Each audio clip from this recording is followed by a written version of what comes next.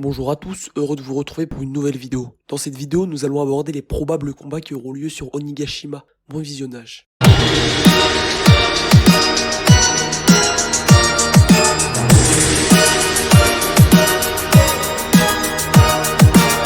Avant de rentrer dans le vif du sujet, je tenais à dire deux choses. La première chose, c'est que dans cette vidéo, nous allons juste intégrer la flotte de Luffy et l'arrivée de Marco et les anciens commandants de l'équipage de Barbe Blanche au combat. En effet, on va pas commencer à théoriser sur une possible arrivée d'un personnage qui n'a pas été vu depuis des lustres. On va donc essayer de rester le plus logique possible en prenant en compte ce que nous a introduit Oda dans les précédents chapitres. Car en effet, je ne pense pas qu'Oda nous ait introduit Marco pour ne pas le faire amener à Onigashima. Pareil pour la flotte de Luffy. La deuxième chose, c'est qu'on va couper cette vidéo en 3 rounds. Dans le premier round, tous les persos random, les Tobiropo, les Fourreaux Rouges et les personnages comme Nami ou Sop combattront. Dans le deuxième round, il ne restera plus beaucoup de combats, il ne restera que les plus coriaces. Et le troisième round, comme vous l'avez compris, ce sera les combats finaux. On peut donc enfin commencer la vidéo.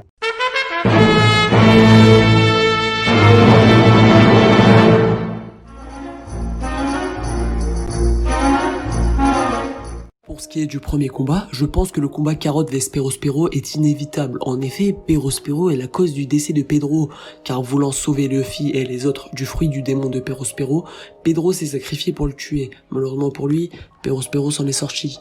Ainsi, Carotte, pour venger celui qui lui a appris à se battre, ira le combattre.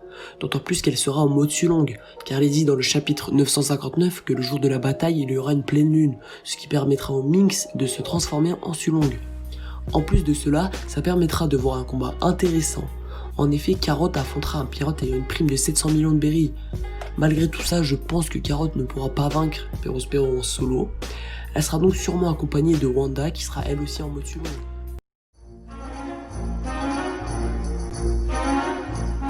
Comme le précédent combat, il y a de fortes chances de voir ce combat, car tout d'abord on sait que ces deux personnages sont des ninjas, mais aussi on peut voir dans le chapitre 935 que Fukuro Kuju a trahi le clan Kuzuki pour s'allier au clan Kurozumi. Mais pourquoi je dis que ce combat est inévitable, c'est surtout car dans le chapitre 948, on peut voir qu'il est dit que ces deux personnages étaient d'anciens rivaux, et on verrait donc un combat entre deux anciens rivaux. Encore une fois, un combat qui paraît tout à fait logique. En effet, ce combat pourrait être une sorte de match retour suite au combat et à la défaite écrasante des Minx sur Zou. Les Gifters, qui sont au nombre de 500 et possesseurs des fruits artificiels de type Zoan, affronteront donc les Minx. On aurait donc un combat entre vrais hommes-animaux, donc les Minx, contre les faux hommes-animaux. Les Minx, eux, auront donc un avantage car elles seront en Sulong. Donc on pourrait encore une fois voir un combat très intéressant entre les Gifters et les Minx.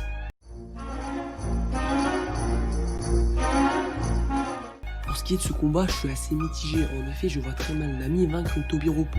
Malgré ça, elle a quand même ses chances. En effet, on a pu voir que Nami pouvait vaincre des femmes plus puissantes qu'elle, comme on a pu le voir dans l'arc Alabasta avec sa victoire contre Miss Doublefinger, mais aussi durant l'arc Enies Lobby et sa victoire contre Khalifa.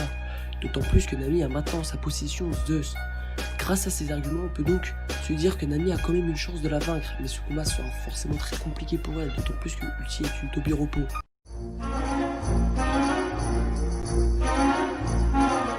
Pour ce combat aussi, je suis mitigé. Il est difficile de penser que Robin puisse gagner contre une Tobiropo. Mais si on part du principe que Nami puisse vaincre une Tobiropo, alors il est donc possible pour Robin de vaincre une Tobiropo. D'autant plus que Robin n'a jamais eu réellement de 1 contre 1 depuis le début du manga. En effet, son dernier 1 contre 1 remonte à l'arc Skypiea et sa victoire contre le chef de la garde sacrée de Skypiea, Yama. Et puis vu que Black Maria semble être une géante, Robin me semble peut-être plus adaptée à elle, vu qu'elle peut faire des attaques géantes contrairement à Nami. Mais bon, ça ne reste qu'une hypothèse.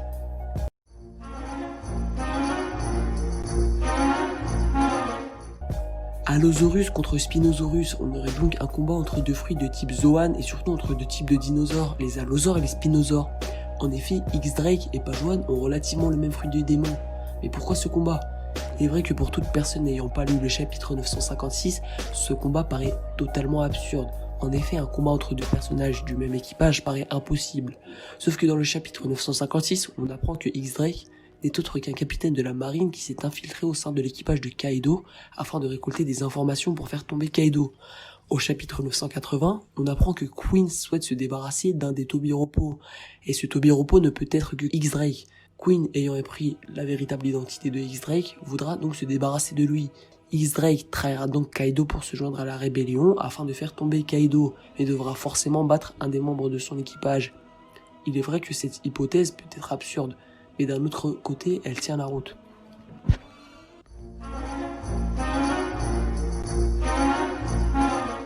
Encore un combat qui paraît tout à fait possible. En effet, Brook étant un musicien et les pouvoirs d'Apu étant basés sur le son et la musique, je pense que seul Brook pourra contrer les mouvements d'Apu. D'autant plus qu'on a pu voir le potentiel de Brook lors de l'arc de Whole Cake. Combattre un Supernova serait le test parfait de sa force.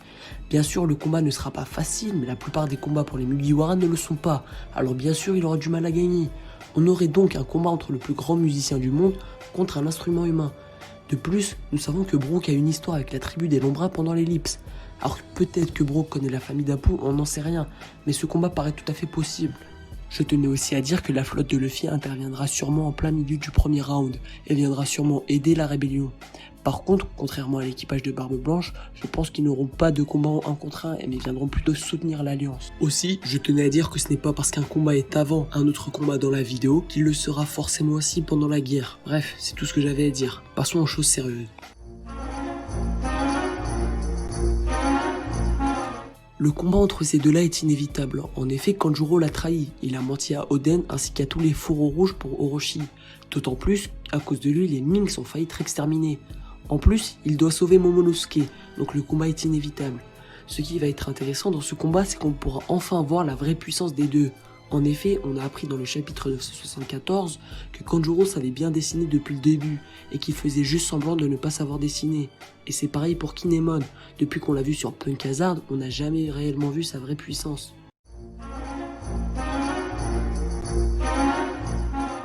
On aurait donc ici un combat entre deux hommes poissons extrêmement puissants. En effet, on sait depuis le chapitre 979, grâce à King, que Sasaki est un ancien capitaine pirate. Et la façon dont il a parlé à King nous montre clairement qu'il est fort. C'est pareil pour Kawamatsu. En effet, dans l'épisode 910, on nous apprend grâce à Kinemon que Kawamatsu a une force équivalente à 100 personnes. Pour ce combat, je pensais dans un premier temps que c'était Jinbei qui allait affronter Sasaki, mais après mûre réflexion, je pense que Jinbei affrontera quelqu'un de plus puissant que Sasaki.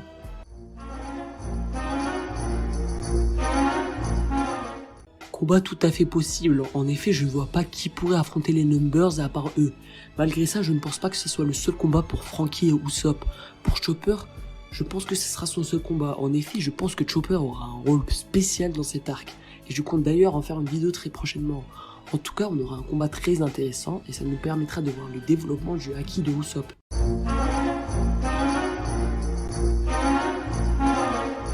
Pour ce combat, je n'ai pas énormément d'arguments pouvant montrer la possibilité d'un éventuel combat entre eux, à part le fait que dans le chapitre 951, on peut voir 5 Mima Warigami, et on sait qu'il y a 5 chefs Yakuza, donc l'hypothèse d'un combat entre les Mima Warigami et les Yakuza reste cohérente.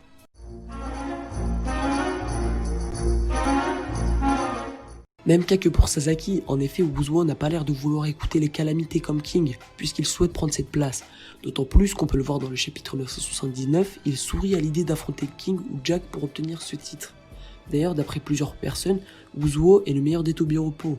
Pour ce qui est d'Ashura Doji, on nous apprend dans l'épisode 910 grâce à Kinemon que Ashura Doji a une force équivalente à 100 personnes. En plus, si Ashura Doji n'affronte pas Uzuo, je ne vois pas qui il pourrait affronter.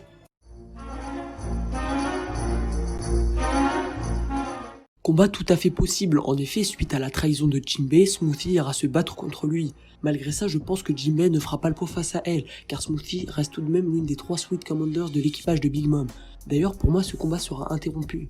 En effet, vous verrez dans le round 2 qui combattra contre Smoothie.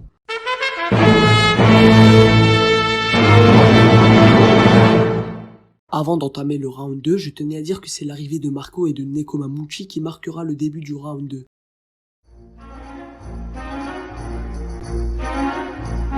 Ce combat est sûrement le combat le plus inévitable de la vidéo. En effet, suite à la défaite qu'ils ont subie sur Zou, Inuarashi et Nekomamuchi iront se venger.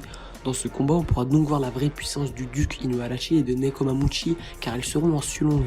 Je pense aussi qu'on verra la vraie puissance de Jack, car beaucoup de gens le sous-estiment suite à toutes les fois on l'a vu se faire massacrer. Mais il faut pas oublier qu'il a tout de même tenu 10 jours lors du combat contre Inuarashi et Nekomamuchi. et d'autant plus qu'il est revenu vivant d'un combat contre Fujitora et Sengoku. Je pense que défensivement, Jack est un monstre. Malgré ça, je vois quand même une victoire pour les Minx.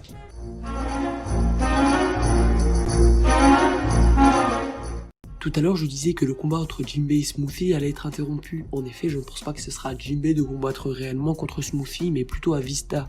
En effet, on aurait donc un combat entre deux grands épéistes de force plus ou moins égale. Pour ce qui est des autres commandants de l'équipage de Barbe Blanche, je pense qu'eux aussi auront leur combat. Par exemple, Chose pourrait combattre contre Snake, ancien Sweet Commanders.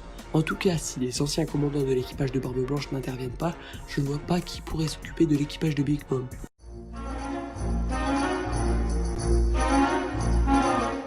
On sait que Denjiro a dû jouer un rôle de Yakuza contre son plein gré.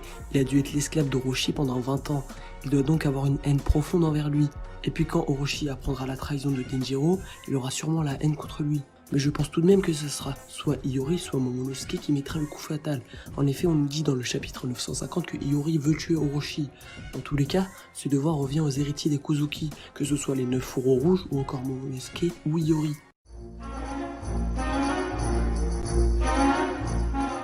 Comme je disais tout à l'heure, je ne pense pas que Franky et Usopp se contenteront juste d'un combat contre les Numbers. En effet, je les vois bien affronter un membre de l'équipage de Big Mom. Par exemple, je verrais bien Franky affronter Daifuku. On assisterait là à un excellent combat et qui nous montrerait la vraie puissance de Franky. Pour ce qui est d'Usopp, je le verrais bien affronter un pirate comme Mondor par exemple.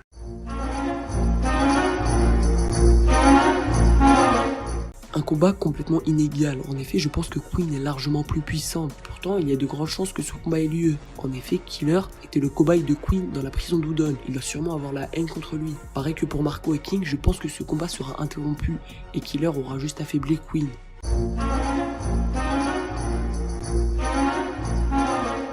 Si ce combat venait à se réaliser, je pense qu'on assisterait à l'un des plus beaux combats de cette bataille. En effet, on aurait un combat aérien entre Second Yonko, qui ont plus ou moins le même fruit du démon, Marco ayant le phénix, King lui le ptéranodon. On aurait donc un combat entre Zoan antique. Malgré ça, je pense que ce n'est pas Marco qui va vaincre King. En effet, Marco va juste affaiblir King et on aura donc un court combat entre ces deux-là.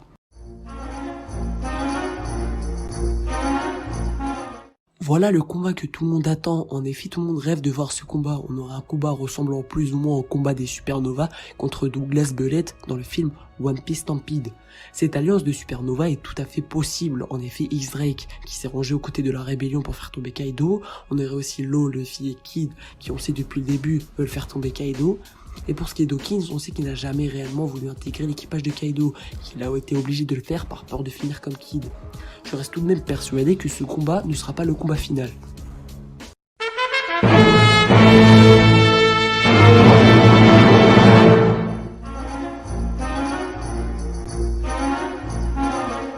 Comme je l'ai dit tout à l'heure pendant que j'ai énoncé mes arguments concernant le combat Marco contre King, je pense que ce combat va être interrompu. En effet, c'est Zoro qui s'occupera de King. Ce sera la bataille entre le bras droit de Luffy contre le bras droit de Kaido.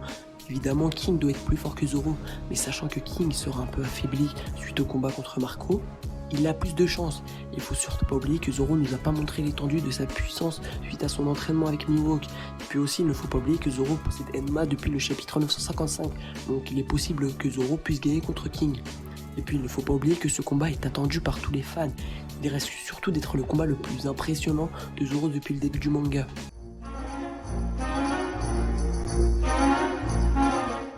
Comme je l'ai dit tout à l'heure pendant que j'ai énoncé mes arguments concernant le combat Killer contre Queen, je pense encore une fois que ce combat sera interrompu et que ce sera Sanji qui s'occupera de Queen. On aurait donc le droit au premier réel combat de Sanji depuis l'ellipse. Comme pour King et Zoro, Queen est sans doute meilleur que Sanji, cependant il sera sûrement affaibli suite au court combat qu'il y a eu contre Killer. En plus de ça, Sanji a avec lui le Red Suit, ce qui lui permettra de rivaliser avec Queen. Et puis si Zoro affronte King, il est logique que Sanji affronte Queen.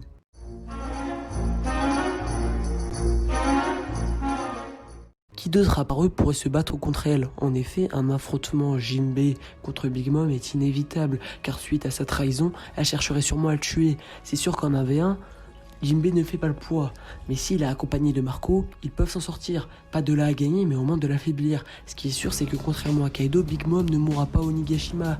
Elle va sûrement perdre en crédibilité aux yeux du monde suite à cette guerre, mais il y a très peu de chances de la voir mourir. Donc ce combat n'aura sûrement pas de vainqueur. Voilà pour moi ce qui sera le véritable combat final. En effet, je pense que X-Drake ne pourra pas continuer le combat suite aux blessures qu'il aura eu contre Page One.